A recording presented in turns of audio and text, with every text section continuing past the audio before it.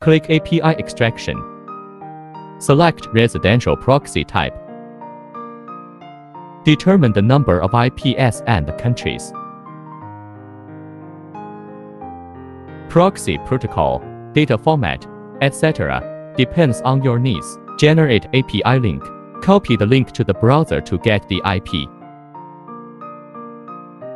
Copy the IP and open the Yandex browser. Open settings in the bottom right corner of the page. Click System. Click Proxy Server Settings. Use a proxy server. Paste the IP and port you just copied.